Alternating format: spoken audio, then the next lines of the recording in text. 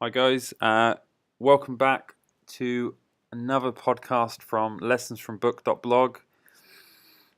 This week, in the third podcast, we're going to be covering Think and Grow Rich by Napoleon Hill. Think and Grow Rich was one of the original self-help books from back in the day. It's centered around the premise of you become what you think about. Like many other books connected to the law of attraction, everything starts with your thoughts, everything. It was published a really long time ago, but still today is still so relevant, and it will be forever, in my opinion. It's sold over 100 million copies worldwide.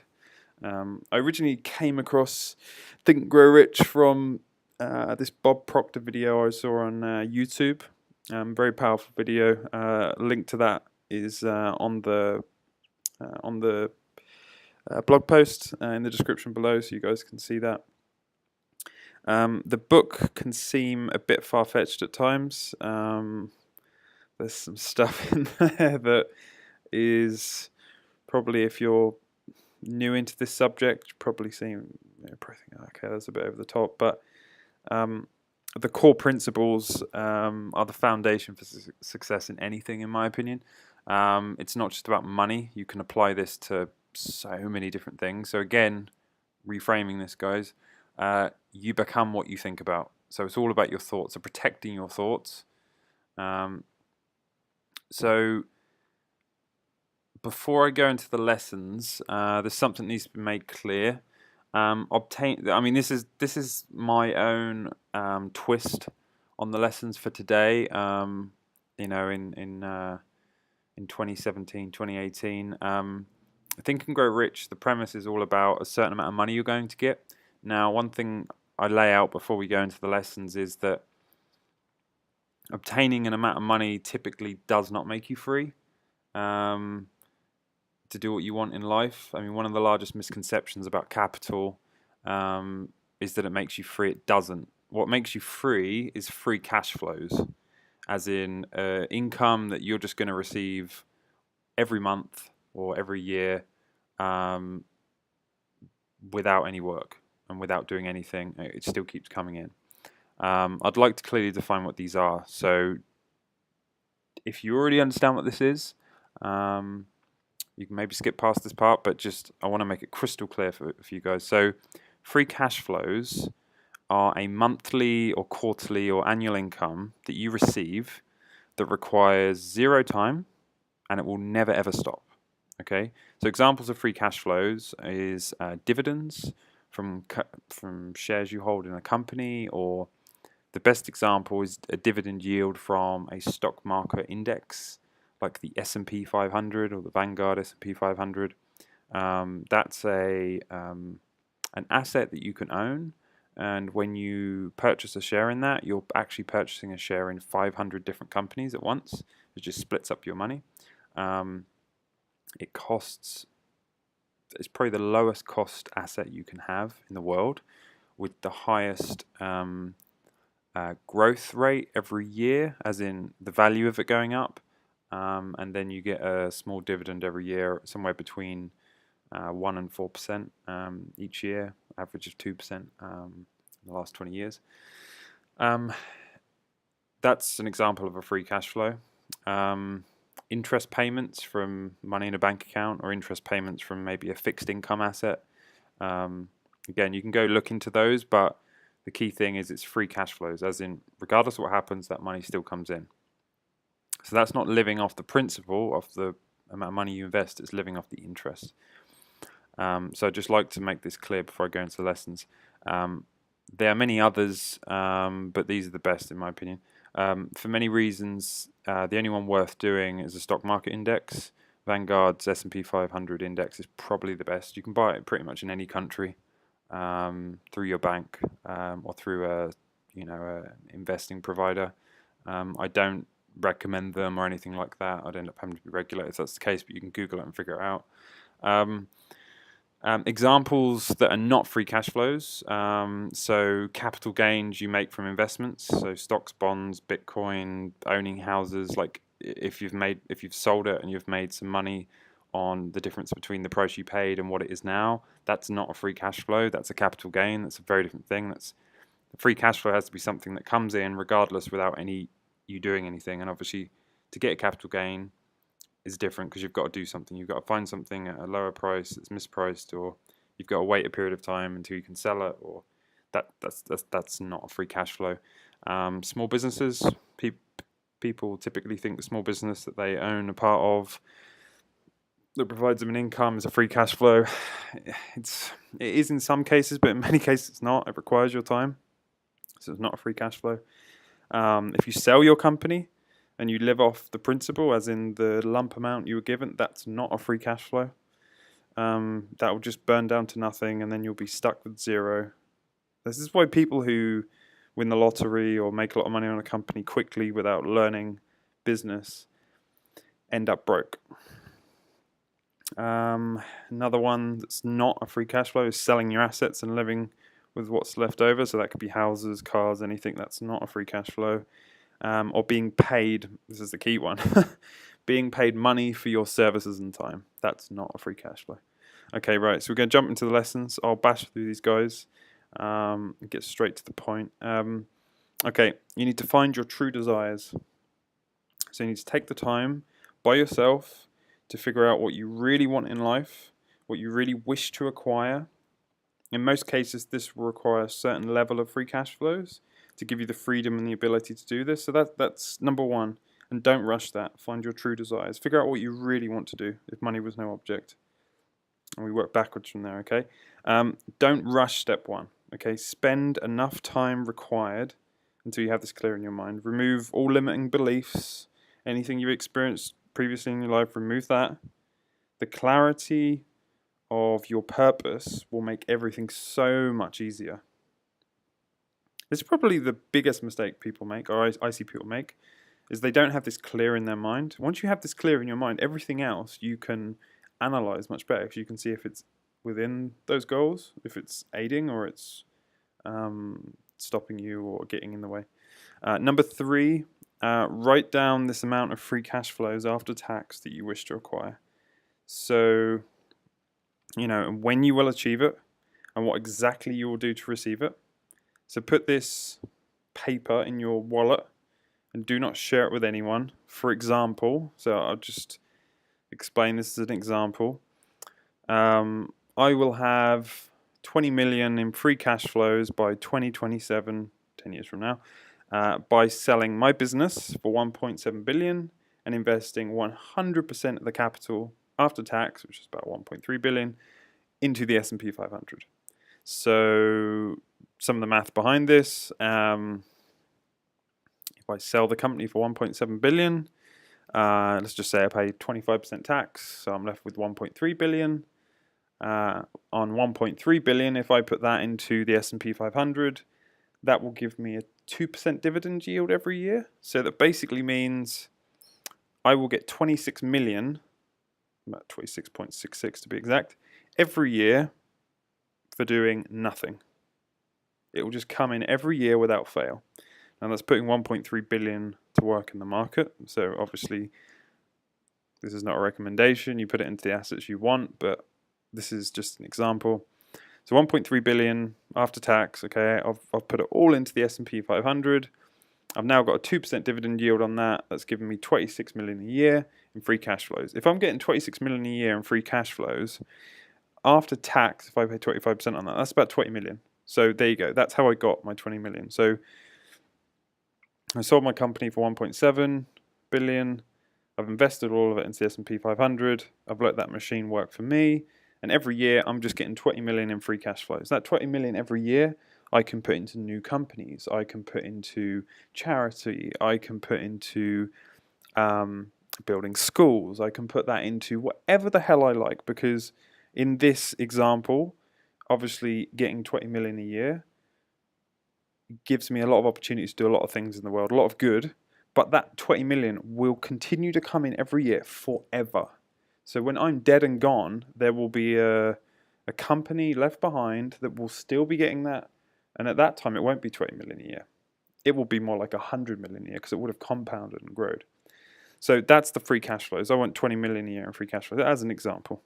Okay, my personal amount might be higher or lower, but just as an example. So again, statement is I write down and put it in my wallet. I will have 20 million in free cash flows by 2027 by selling my business for 1.7 billion and investing 100% of the capital after tax, 1.3 billion, into the S&P 500. That's it. I've got it there, locked in. I've got a date, I've got a specific thing I'm going to do to achieve it and when I'm going to do it. Okay, number 4.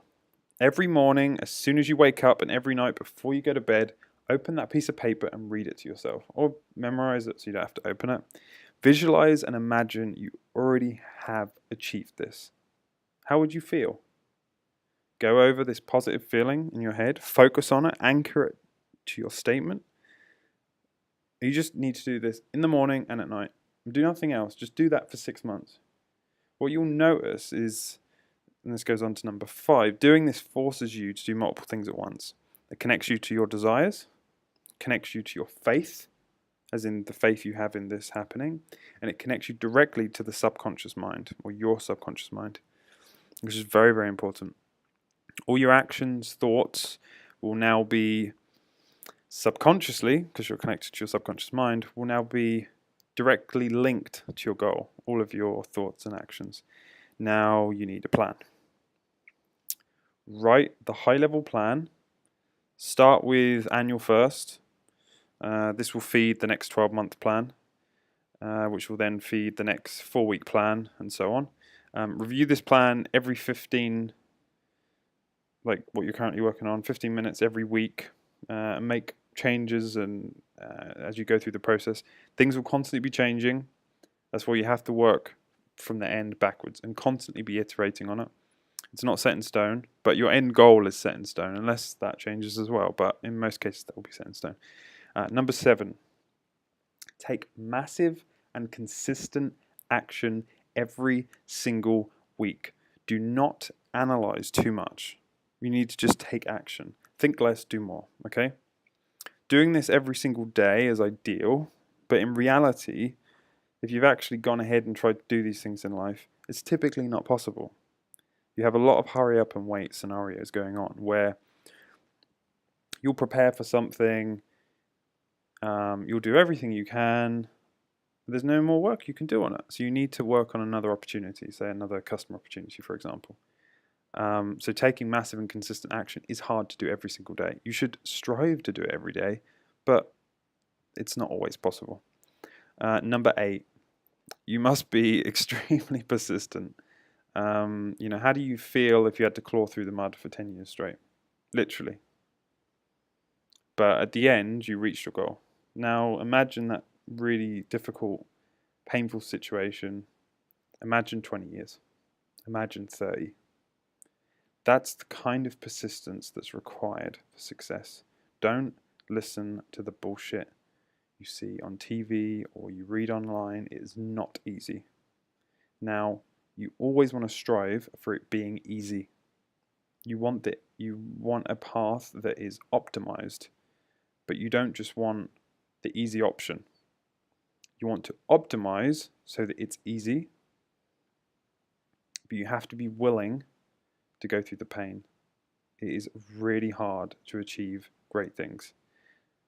And if you've done what I've said before, which is removing your limiting beliefs, come up with the goal that is true to who you really are, you're going to have to be persistent, and that's for a very long time. Before you begin, you need to know that this is a marathon, not a sprint, okay? Persistence beats nearly everything over time. Okay, I'll say that again. Persistence beats nearly everything over time. Most notably, talent, okay? I can't remember where the quote came from, but it was something like, hard work beats talent when talent fails to believe. Okay, number 9, you need to turn decades into days. So you need a mastermind group who has truly achieved what you're going to achieve. You need to actually go find those people. You need to contact them. You need to ask them to become a mentor. You need to be brutally honest with them about yourself, explain why you admire them, and be crystal clear why you want them to help you and link this back to their experience. Don't just scattergun a bunch of people. Make it personal every time. Be aware, most will be too busy. Most potential mentors will not even respond to you. But 1 in 10 will say yes. And of those, probably half of which will actually be helpful, which means if you contact 100, you'll most likely have 5 masterminds. The higher you go up the ladder of success, the higher the response rate. Do not shoot low and go for nobodies. Go really high.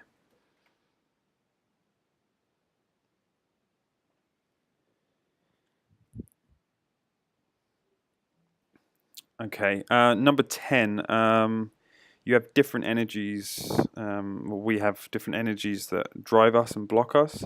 You must believe that you can control all of them, okay? So one of them is sexual energy, another is fear, another is doubt. There is so many.